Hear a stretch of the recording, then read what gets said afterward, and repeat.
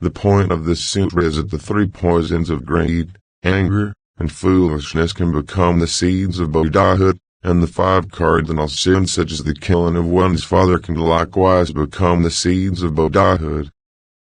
Even if the high plains should bring forth blue lotus flowers, the persons of the 2 vehicles would never attain Buddhahood. The text is saying that, when the goodness of the persons of the 2 vehicles is compared with the evils of ordinary people, it will be found that, though the evils of ordinary people can lead to Buddhahood, the goodness of the persons of the 2 vehicles never can. The various Hinayana sutras censure evil and praise good. But this sutra, the Vimalakirti, condemns the goodness of persons of the 2 vehicles and praises the evils of ordinary people. It would almost appear that it is not a Buddhist scripture at all, but rather the teachings of some non-Buddhist school. But the point is that it wants to make absolutely clear that the persons of the 2 vehicles can never become Buddhas.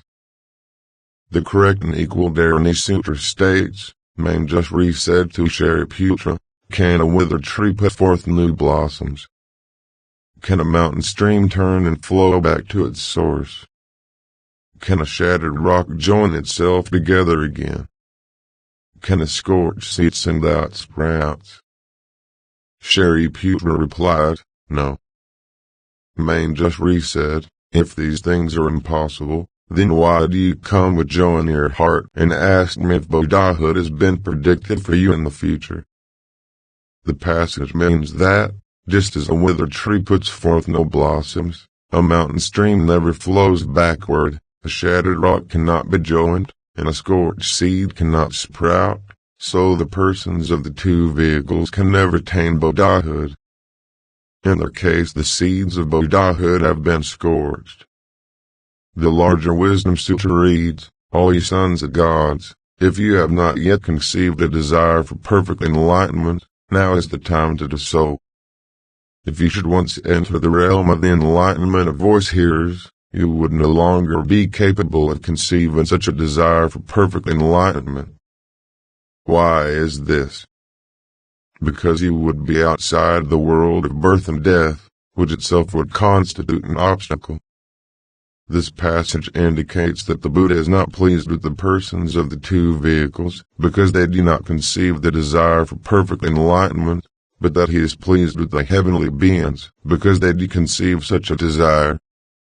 The Sharamgama Sutra states, if a person who has committed the 5 cardinal sins should hear of the Sharamgama meditation and should conceive the desire for supreme enlightenment, then he would still be capable of attaining Buddhahood.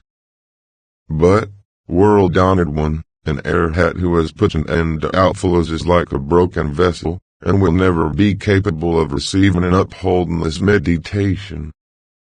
The Vimalakirti Sutra says, those who give alms to you are cultivating for themselves no field of good fortune. Those who give alms to you will fall into the 3 evil paths. This passage means that the human and heavenly beings who give alms to the sage monks such as Mahakashyapa and Shariputra all invariably fall into the 3 evil paths.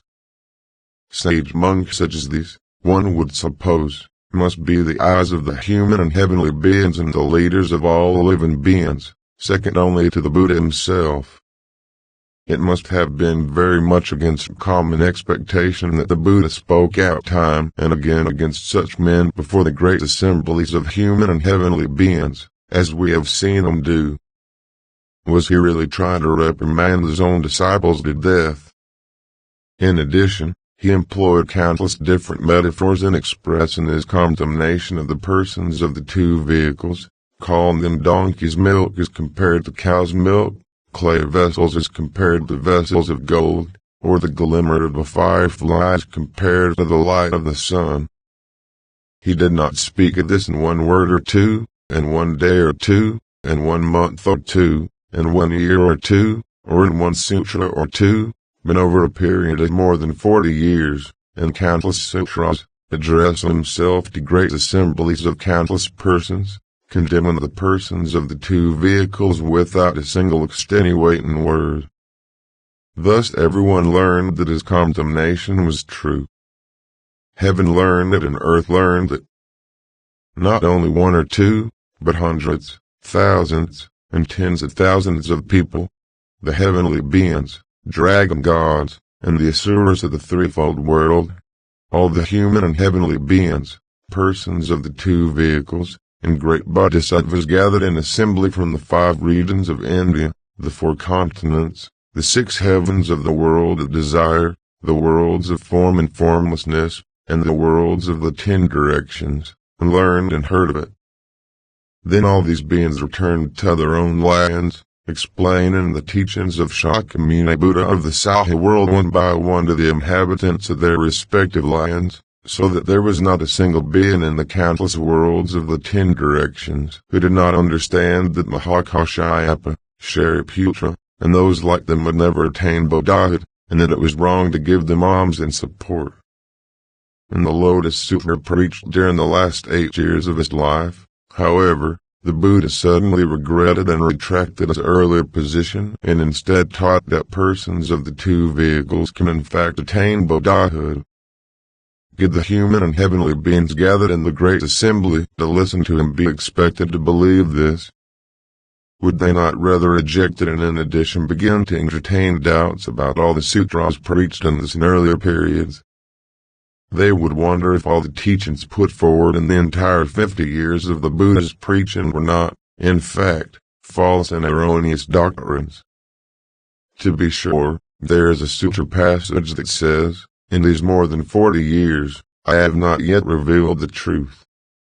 Nevertheless, one might wonder if the heavenly devil had not taken on the Buddha's form and preached this sutra of the last 8 years, the Lotus.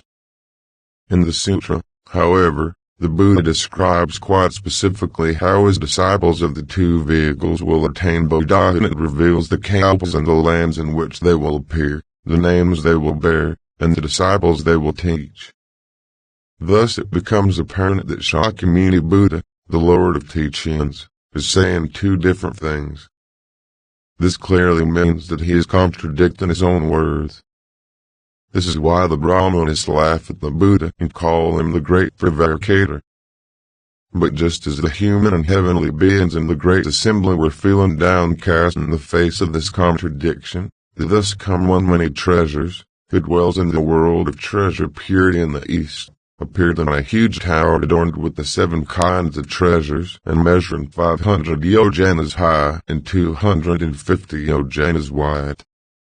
The human and heavenly beings in the great assembly accused Shakyamuni Buddha of contradicting his own words, and although the Buddha answered in one way or another, he was in considerable embarrassment, being unable to dispel their doubts, when the treasure tower emerged out of the ground before him and ascended into the sky.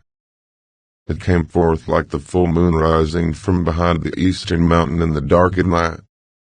The tower of 7 kinds of treasure ascended into the sky, clinging neither to the earth nor to the roof of the heavens, but hanging in midair. From within the tower a pure and far-reaching voice issued, speaking words of testimony.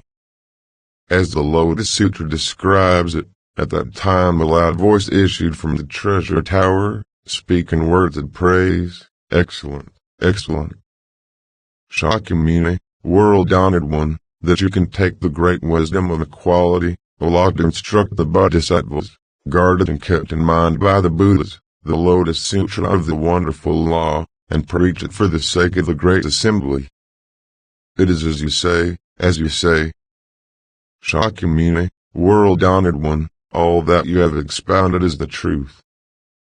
Elsewhere the Lotus Sutra says, "At that time the world-honored one, in the presence of Manjushri and the other immeasurable hundreds, thousands, 10,000s, millions of bodhisattvas and mahasattvas from of old had dwelled in the Saha world, as well as human and non-human beings, before all these he displayed his great supernatural powers. He extended his long broad tongue upward till it reached the Brahma heaven, and from all his pores he emitted immeasurable, countless beams of light that illuminated all the worlds in the 10 directions. The other Buddhas, seated on lion seats underneath the numerous jewel trees, did likewise, extending the long broad tongues and emitting immeasurable beams of light.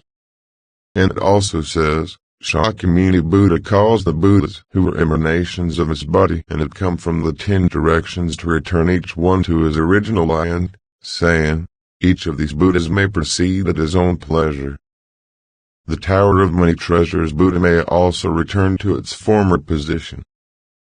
In the past, when the world-honored one of great enlightenment first attained the way, Buddhas appeared in the 10 directions to counsel and encourage him, and various great bodhisattvas were dispatched to him.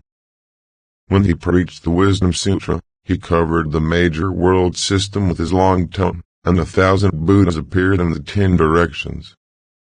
When he preached the Golden Light Sutra, the 4 Buddhas appeared in the 4 directions, and when he preached the Amida Sutra, the Buddhas of the 6 directions covered the major world system with their tongues.